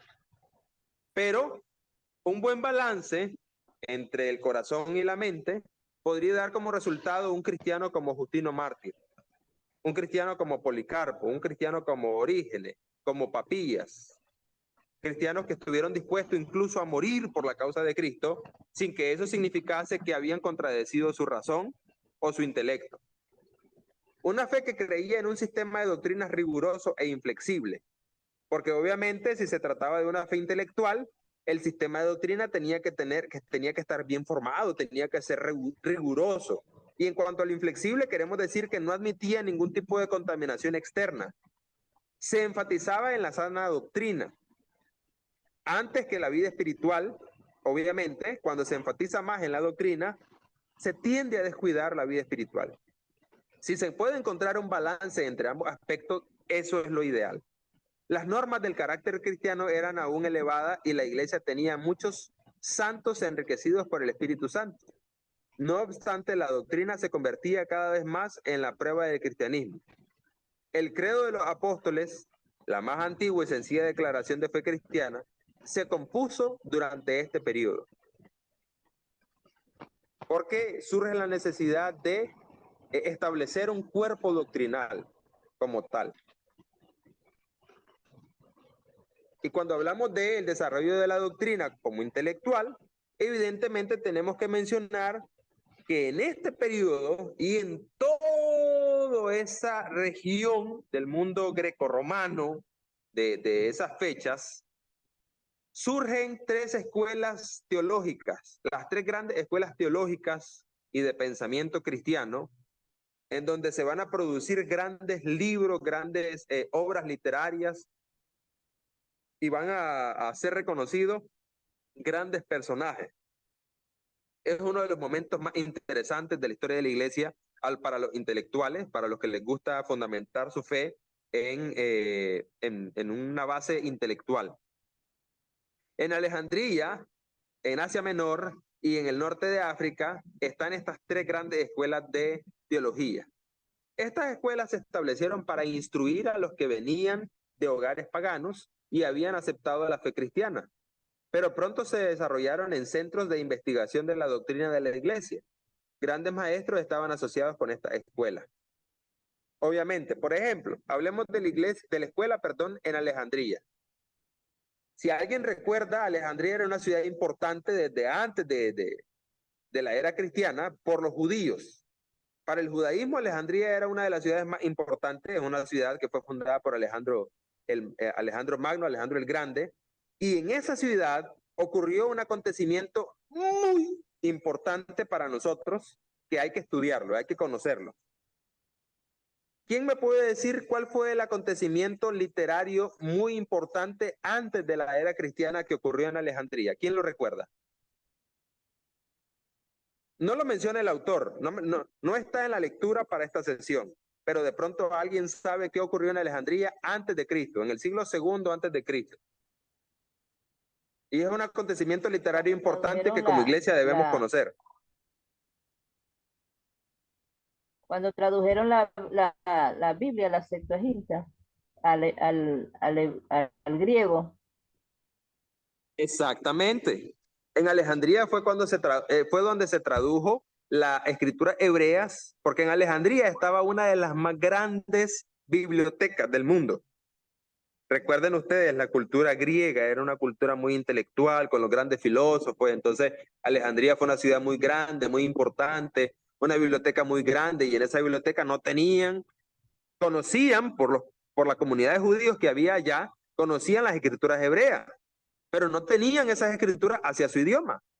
Entonces se comisionó a 72 ancianos para que pudieran traducir, y eso fue lo que se produjo como lo conocido hoy en día como la Septuaginta o la versión de los 70. Entonces, en Alejandría, así como el judaísmo tuvo un importante crecimiento, el cristianismo también, porque el cristianismo surge del judaísmo. Y allá se fundó como en el 180 después de Cristo por Panteno, ex filósofo estoico, pero como cristiano era eminente por el fervor de su espíritu y la elocuencia en la enseñanza oral. Solo breves fragmentos de sus escritos sobrevivieron.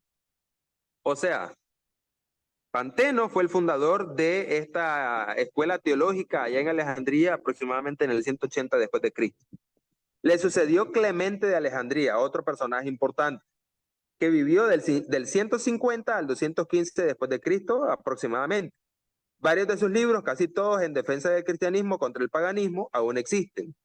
Usted puede buscar en internet los libros de Clemente de Alejandría y hay traducciones al español y usted puede leer esos libros perfectamente.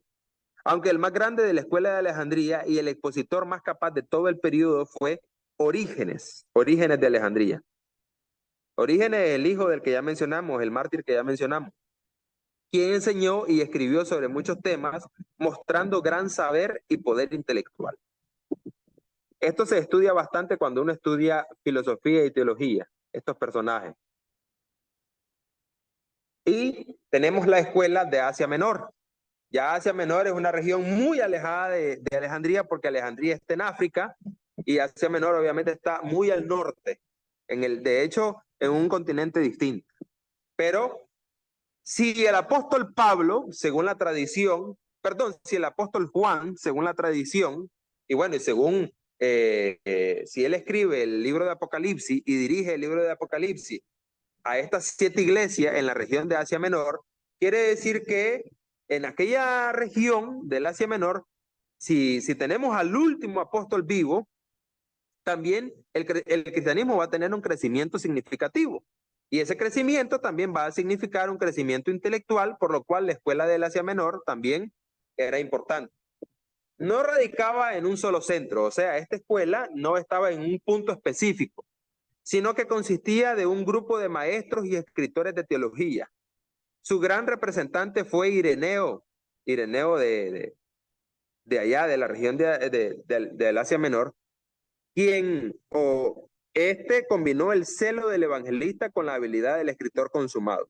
Sus últimos años los pasó en Galia, Francia, y fue obispo y murió como mártir alrededor del 200 después de Cristo. Entonces, la escuela de Asia Menor es más que todo una escuela itinerante. Hay escritores de teología que producen en aquella región, y este personaje fue uno de los más importantes a considerar. Entonces, nosotros podemos ubicar la escuela de Asia Menor como de una influencia regional. ¿Por qué? Porque los maestros se movían de un lugar a otro y enseñaban y buscaban capacitar a las iglesias. La escuela del norte de África estaba en Cartago. Esta sí estaba ubicada en una localidad específica. Por medio de una serie de escritores y teólogos capaces, hizo más que cualquiera de las otras escuelas para darle forma al pensamiento teológico de Europa. Los dos nombres más grandes de esta escuela fueron los del brillante y fervoroso Tertuliano y el de Cipriano, el más conservador pero hábil obispo que murió como mártir en la persecución bajo Decio, algo que ya mencionamos en la primera sección de esta sesión. ¿Qué ocurre entonces? Si el norte de África, ustedes saben que hay un punto en el que Europa está muy cerca de África, en el norte de África. La escuela estaba en el norte de África, pero mucho del resultado de esta escuela va a influenciar el pensamiento teológico de Europa, que es hacia donde se va a ir moviendo el cristianismo poco a poco según el pasar del tiempo. Vean cómo se va moviendo el cristianismo desde Jerusalén, desde el punto más oriental de Jerusalén, hacia el occidente, pasando por Asia Menor, pasando por Galacia, Asia Menor, Macedonia, que estamos hablando de Grecia, llegando a Roma y llegando hasta el punto más occidental, que es el continente europeo. Pero ese continente europeo se vio directamente influenciado por la escuela del norte de África. Interesante, ¿no? Cómo los que estaban ahí al norte de África, en Cartago, pudieron contagiar hacia el norte y pudieron producir grandemente. Y Tertuliano es uno de los más famosos, de los más brillantes de esta época. Y bueno, Cipriano, que ya lo mencionamos, quien sufrió el martirio bajo Decio en el 258. Entonces, en cuanto a la formación de la doctrina, lo que podemos concluir es que tenemos a las tres escuelas de pensamiento y de teología más importantes. Si usted recuerda o logra recordar los nombres de esas tres escuelas, eso va a significar la forma en la que la doctrina se desarrolló. Pasó de formarse de una manera sencilla y de voluntad del corazón a ser una fe intelectual. Y el intelecto va a demandar estudio, producción literaria en Alejandría, en el norte de África y en Asia Menor. Eso es lo que tenemos que decir respecto a la formación o el desarrollo de la doctrina eclesiástica de la iglesia cristiana en el periodo del siglo II y el siglo III. Y el desarrollo de la organización de la iglesia, especialmente de su gobierno, ya vimos cómo se movió de los apóstoles hacia los obispos, presbíteros y diáconos. Más adelante, en una siguiente sesión de este curso, vamos a ir viendo cómo se continúa desarrollando esa organización, porque no se va a mantener estática. O sea, la organización siempre se va a estar modificando de acuerdo a las circunstancias y el contexto de la iglesia. Incluso la doctrina se va a continuar modificando, o la forma de hacer doctrina, mejor digamos. La forma de hacer doctrina va a ir siendo modificada, porque eso tiene que ver directamente con las necesidades y los retos de la iglesia.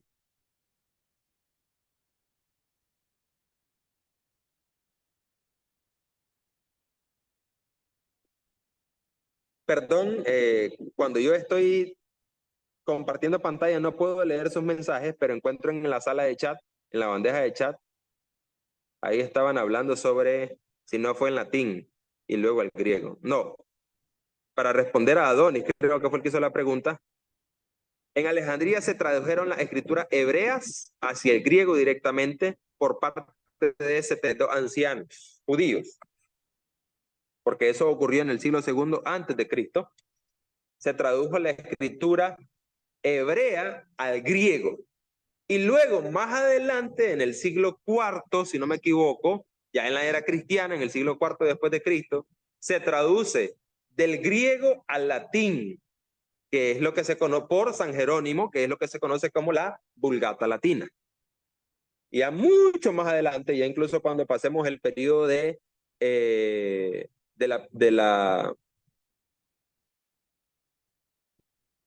a ver, ya cuando hablemos de Martín Lutero, John Wycliffe, que vamos a mencionar eso en este curso, más adelante, mucho más adelante en las sesiones, ya vamos a ir viendo cómo se traduce la Biblia a los diferentes idiomas y cómo llega hasta nuestro idioma, el español.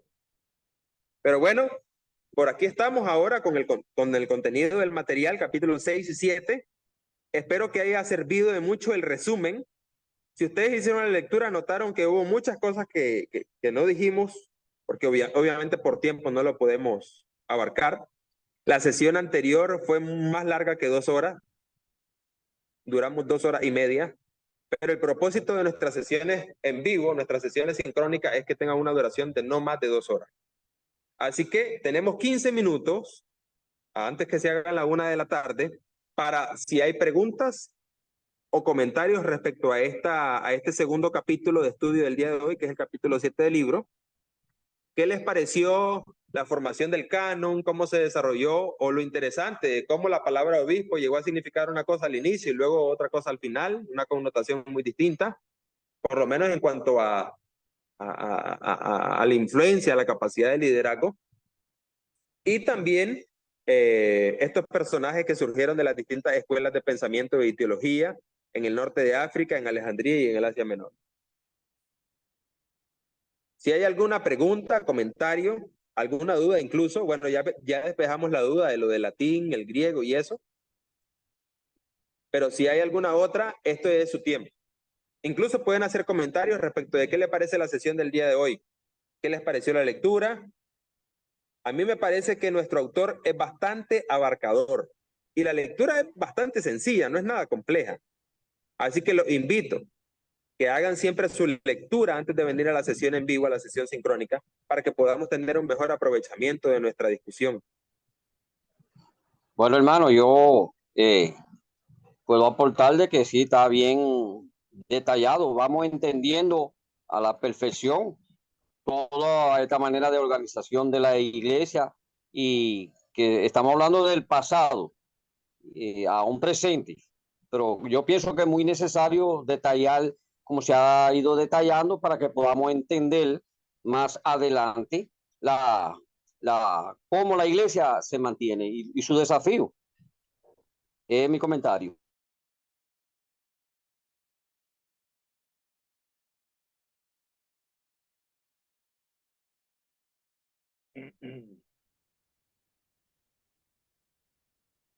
Juan Carlos.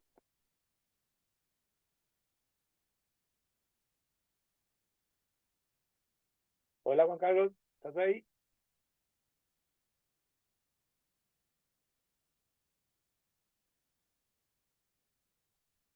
Parece que se le cayó la señal a Juan Carlos. Ahí está conectando. Juan Carlos, ¿no viste el comentario de Eliobis? Es que lo lamento mucho, hermano. Tuve que salir porque como yo no lo escuchaba bien, lo escuchaba demasiado bajo, ni siquiera pegándome el parlante al oído lo escuchaba. Entonces tuve que salir para volver a entrar y escucharlo bien. Ahora sí lo escucho bien, pero agradezco el comentario. Si era una pregunta, por favor me la repiten. Eliobis, adelante. Espérate. Sí, Juan Carlos, todo muy bien, está muy detallado, está bastante profundizado. Estamos entendiendo aquí los cubanos muy bien y creemos que para iniciar este estudio, que yo sé que va a ser más profundo, es necesario aclarar todos esos puntos. para que podamos nosotros captar y entrar pues ya en una sesión más pulida, más, digamos, al tiempo en que estamos viviendo. Porque o pensamos que necesitamos de esa historia. Es mi comentario. Perfecto. Muchas gracias, hermano, por el comentario. Y definitivamente estudiar los retos que la iglesia ha atravesado a través de los diferentes tiempos, de alguna manera nos prepara, nos anima, nos infunde valor a saber que nosotros también vamos a enfrentar nuestros propios retos y que con la ayuda de Dios, así como la iglesia salió adelante, nosotros también podremos salir adelante. Juan Carlos. Hermano Carlos. Vamos a dar la oportunidad a los hermanos y hermanas cubanos que están ahí en WhatsApp. Si alguno quiere hacer una pregunta, un comentario, adelante.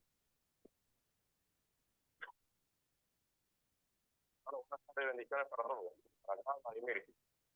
¿Estás siguiendo, Juan Carlos? ¿Estás siguiendo? Repita, Vladimir. ¿Me escucha? Vladimir, sí. Es muy bueno y muy interesante porque en muchas ocasiones hacemos estudios y buscamos de cuando la escuchamos de alguien que está en este tema. Pensamos que hay cosas muy interesantes y que nos ayudan mucho. Ayudan mucho en la vida práctica, nos ayudan mucho a entender realmente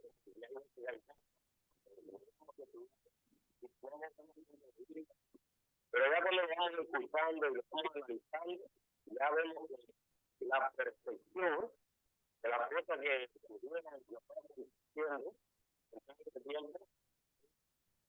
No es que sea muy lejos de lo que hayamos estudiado, sino que nos ayuda a que podamos tener una mayor información acerca de gracias a Dios,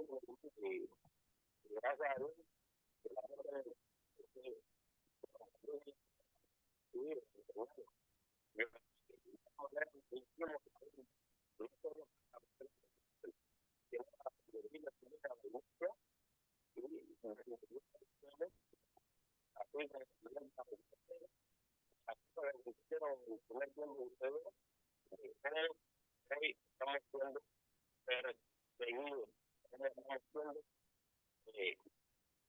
estamos siendo atacados de muchas maneras.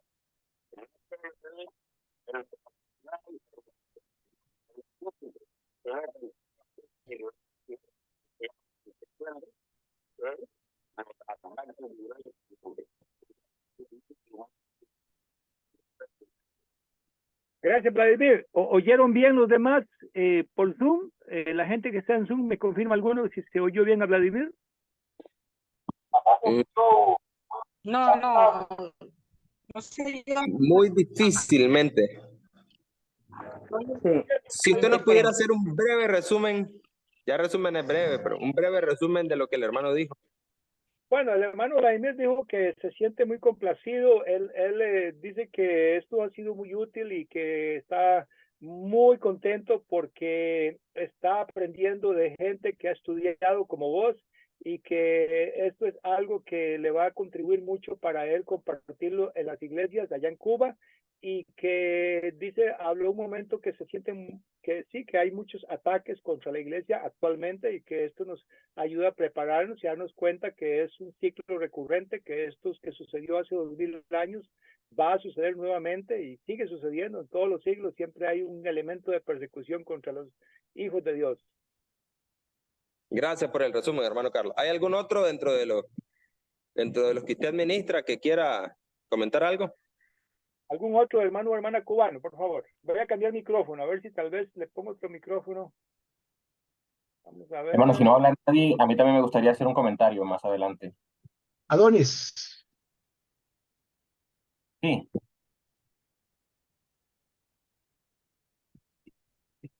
¿Me dieron la palabra, fue? Sí, por favor. Ok, perdón. Estaba esperando. Bueno, hermano, yo siento que es bastante importante tener en claro las escrituras, ¿verdad? Es algo fundamental porque realmente no son ataques que vienen solamente del exterior, ¿verdad? Son ataques que vienen también, la mayor parte del tiempo está pasando mucho dentro de las mismas iglesias de Cristo. Y es donde por eso es que tenemos que aprender todo esto, ¿verdad? Para tenerlo muy claro y defender las escrituras como se tienen que defender, ¿verdad? No, por ejemplo, a mí me encanta mucho el ejemplo de Esteban, me gusta mucho el ejemplo de Esteban, me gusta mucho el ejemplo de Pedro, o sea, la forma en la que murieron, realmente Esteban, por ejemplo, las últimas palabras de Esteban me encantan también, cuando Esteban inclusive les dice, Padre, déjales pasar este pecado, ¿verdad?, que han cometido, porque inclusive a pesar de que fuese mentira, todo lo que estaban atentando contra Esteban, ¿verdad? Esteban hasta el final siguió diciendo la verdad y predicó sus últimas palabras hasta el final. Entonces, realmente todos tenemos que ser como Esteban, todos tenemos que ser nuestro propio, o sea, no tenemos que dejar de ser nosotros, pero lo podemos usar como ejemplo, ¿ve? Un ejemplo de valentía, un ejemplo de convicción, un ejemplo de una verdadera adoración, ¿verdad?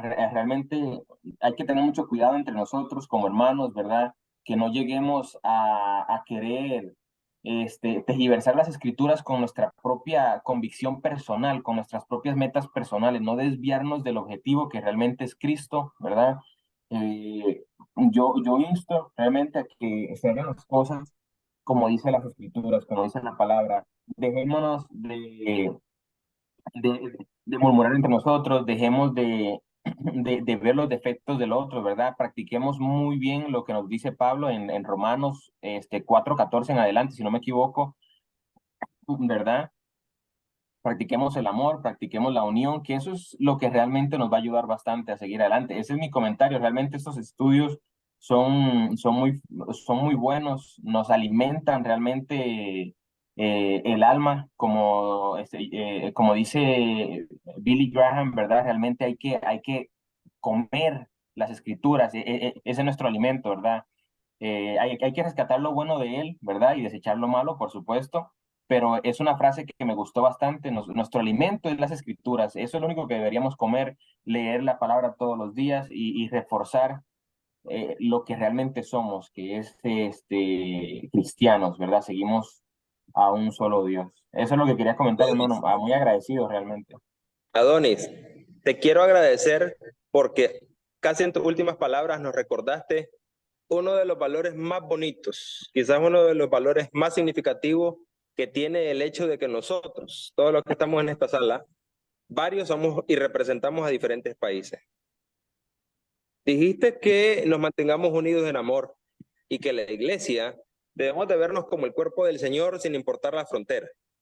E incluso aunque la iglesia en Cuba, por ejemplo, represente o sufra algún tipo de persecución quizás distinta a la que suframos aquí en Centroamérica o en Sudamérica, en la iglesia en Venezuela, las circunstancias, los retos que enfrenta la iglesia en Costa Rica. Pero yo creo que el hecho de podernos ver, por lo menos sábado de por medio, podernos ver en vivo, poder saber que hay hermanos fieles en Cuba, por lo menos para mí eso es significativo. Comentarios como los que hizo nuestro hermano Carlos y comprender el contexto social, histórico que está viviendo Costa Rica ahora, me ayuda a saber a mí que aunque no estoy en Costa Rica, tengo la necesidad de orar por mis hermanos y por las iglesias en Costa Rica para que los cristianos allá sigan manteniéndose fieles al Señor, porque es a quien debemos nuestra lealtad. Así que Adonis nos acaba de recordar uno de los valores más significativos que como EBI tenemos. Es el hecho de que compartimos acá, en esta sala, en este momento especial de aprendizaje, compartimos el amor de Cristo sin importar las fronteras. Y aunque las realidades y los retos sean de acuerdo a nuestras propias zonas, nuestros propios países, sabemos que estamos unidos y que podemos orar los unos por los otros, que podemos amarnos a pesar de las fronteras. Y yo sé que hay pueblo de Dios que me ama a mí y que yo amo allá en Cuba, en Costa Rica, en Perú, en Venezuela, en Honduras, y así en los diferentes países que estamos representando ahora. Esto es una pequeña probadita, es solamente un pequeño gustito de lo que vamos a ir a disfrutar al otro lado, en la realidad celestial, porque dice Apocalipsis 9:7 que al otro lado va a estar el pueblo de Dios adorando al Señor, y ese pueblo que es la gran multitud que se ve, ese pueblo representa, dice, al pueblo de Dios que fue escogido entre muchas lenguas, entre muchas naciones, tribus, razas. Y así estamos nosotros ahora. Aquí estamos representadas diferentes naciones, incluso más de una lengua, porque nuestro hermano Rocky habla inglés. Y aquí estamos como el pueblo de Dios y con la disposición, y estamos compartiendo en este momento un mismo propósito y sentir: aprender más para servir mejor al Señor, ¿sí o no? Así que con ese sabor de boca nos vamos a despedir, con ese buen gusto, nos vamos a despedir en esta sesión virtual, sincrónica, hoy sábado 1 de julio del año corriente, con una oración, dando gracias al Padre Celestial porque somos su pueblo. Y a pesar de los retos y amenazas que como iglesia tengamos, somos el pueblo de Dios, y eso nada ni nadie nos los puede robar. El amor de Dios hacia nosotros, nada nos lo puede, ningún gobierno, ningún estado, ningún gobernador, ningún presidente, ningún rey, nadie nos puede robar ese amor de Dios que es en Cristo Jesús. Alguien, por favor, que levante la mano y con gozo quiera hacer esta oración de despedida en esta sesión. Un varón valiente acá que nos dirige esta oración final. No quiero mencionar nombres, quiero que alguien que haya compartido ese mismo sentimiento que estaba externalizando pueda dirigirnos esta oración final y concluir con ese mismo ímpetu, esa misma gana, hasta que nos veamos en la siguiente sesión.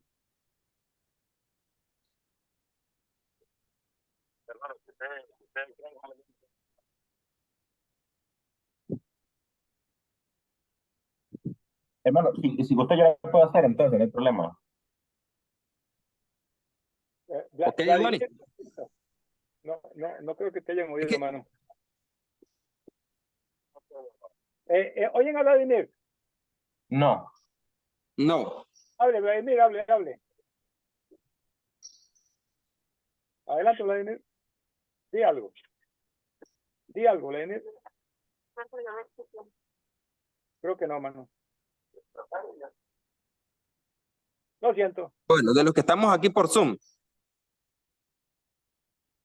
Erlich levantó la mano. Perdón, Erlich, no te vimos.